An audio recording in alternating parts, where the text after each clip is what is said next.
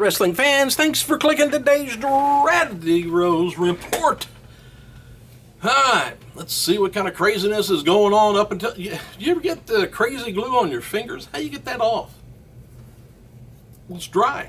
I don't know what to do. I feel like sandpaper now. Alright, USA Today published an article about The Rock and his box office power. The article notes that the success of G.I. Joe Retaliation has cemented his reputation as the guy who could boost and sustain movie franchises. He says, people are asking, where's the next action star coming from? Well, he's already here. Says you plug in Dwayne Johnson, and it seems like automatically brings up in a big audience for movies. Says the Hollywood.com box office analysis, or I always say analyst, Paul Durgardabin, something like that. Anyway, Fandango. What's the deal with him? Well, anyway, he's getting the spot in WrestleMania because the character is Vince McMahon's new project. And Vince is said to be a big fan of the gimmick and the arrogance that comes from it. The idea of WrestleMania 29, though, is for Chris Jericho to make the Fandango character even stronger. Vince is really behind the success of Fandango, so you might as well say Jericho's going to lose.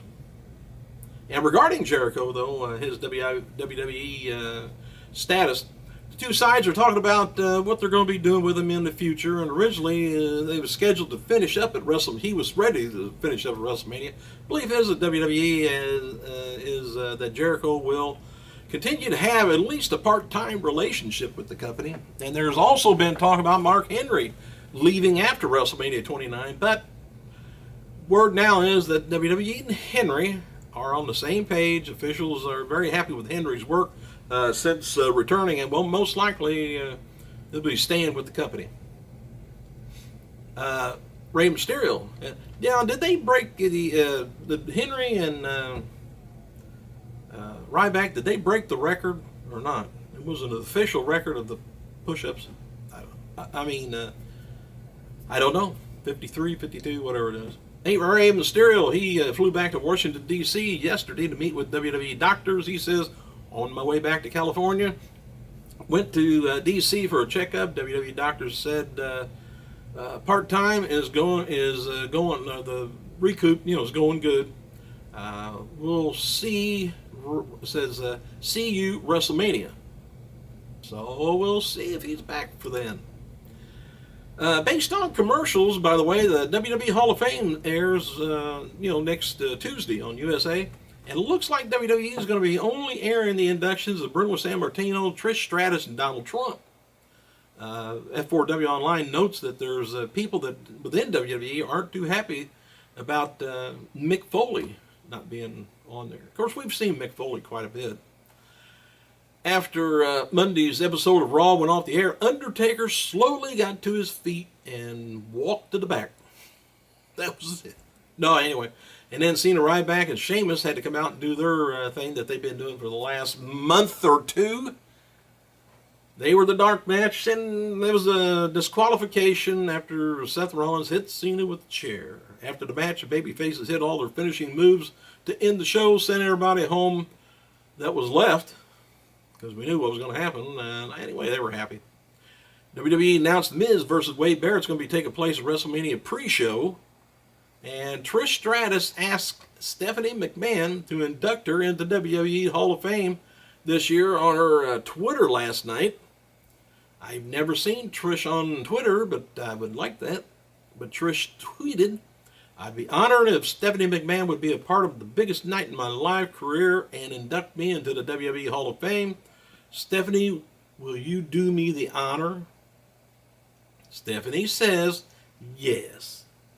It would be my pleasure to induct one of the greatest divas of all time into the WWE Hall of Fame. Overwhelmed, she says, and honored.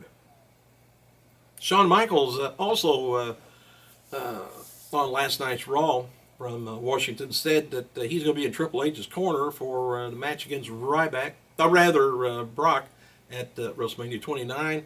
And the official Twitter account of Vince McMahon posted the following. Now, read into whatever you want to read into this. He says, hello, WWE Universe. You know, I thought they were getting rid of that universe a while back. But anyway, the chairman is now on Twitter. He says, get ready for big reveal on Friday night. And in the meantime, hashtag Raw.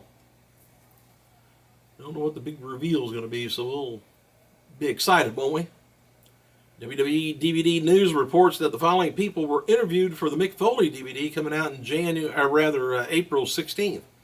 Foley's childhood friend, Jim Grave, friend John Ibrani, Dominic Benucci, Shane Douglas, Michael P.S. Hayes, and CM Punk, Vader, Terry Funk, Paul Heyman, Jim Ross, Joey Styles, Triple H, Shawn Michaels, William Regal, Big Show, Regan Brooks, founder, Judith Regan Books, founder.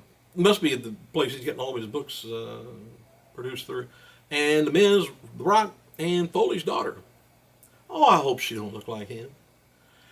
After beating from Jack Swagger and Zeb Colter on last night's Raw, Alberto posted a photo of his back and the marks on it. He says, enjoy this moment, real Jack Swagger, WWE Zeb. Because YouTube made a mistake, I'm still on my feet. I'm going to break you both in pieces. Every mark on my body, you will be have a broken bone for you. So start counting. Anyway, I don't know if you've seen it or not, but don't look good. The back, especially with that little short crutch that he was hitting with. He was hitting, looked like kind of close to the point. Now with the bigger crutch, it kind of bent over his back, so that was a little bit different. But man, Wade Barrett tweeted the following about The Miz after last night. He says, "Like The Miz got to see the Bullhammer up close last night. He'll get even a closer viewing at WrestleMania pre-show." Barrett Barrage. Sin Cara, he was in attendance last night at WWE Raw in DC and noted he's cleared to wrestle. Cara posted a photo during Raw, indicated he was watching the show from the crowd. And nobody knew. Didn't have his mask on. Hang on a second. See what this is. Black. Back. And noted before, WWE has big plans for the 1 hour pre-show. The plan is to make it very interactive as sort of a test for the run of things to come.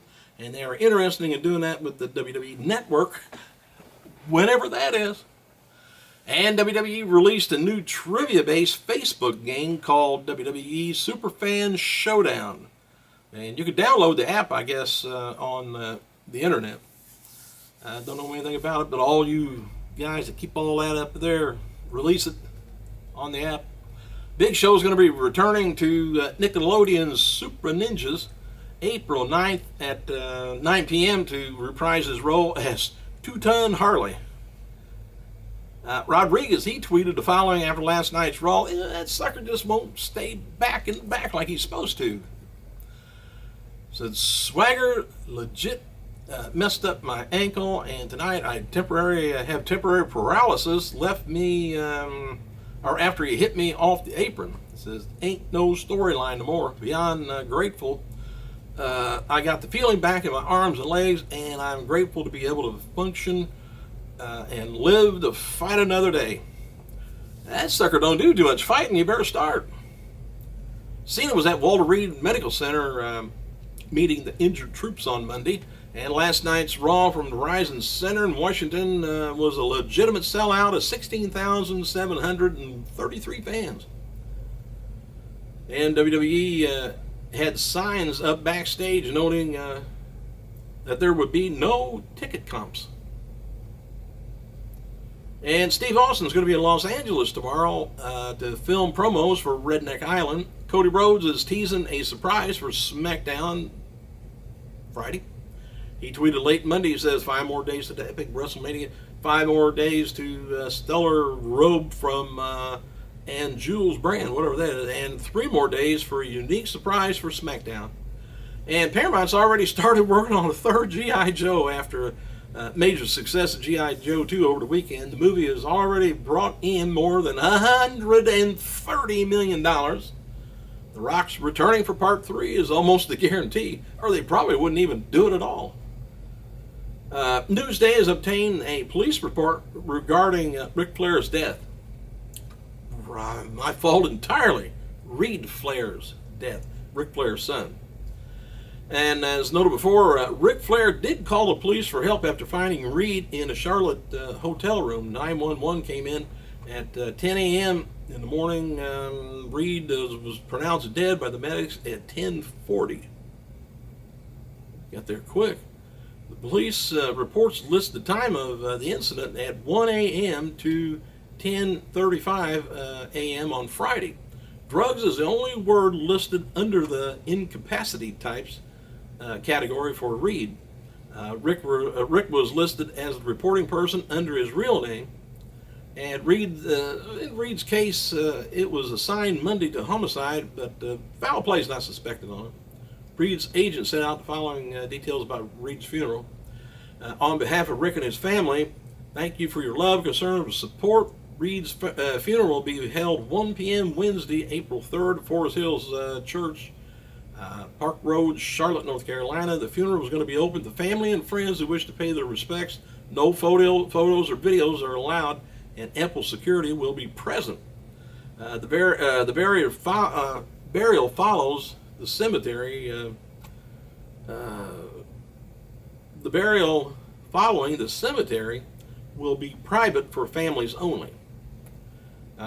Please send cards, memorial donations, condolences, flowers, care packages, etc. to the Legacy Talent Office as we see Rick's daily, and will be ensured he receives every delivery. All memorial donations, those they want to be given to the PAL, Police Athletic League, in Reid's name. That's Ric Flair in care of Legacy Talent and Entertainment, LLC, 1300 Baxter Street, Suite 100, Charlotte, North Carolina. If you want to send anything that way, it's 28204. Thanks for clicking, you guys. Anything else comes up, I'll let you know. I gotta go.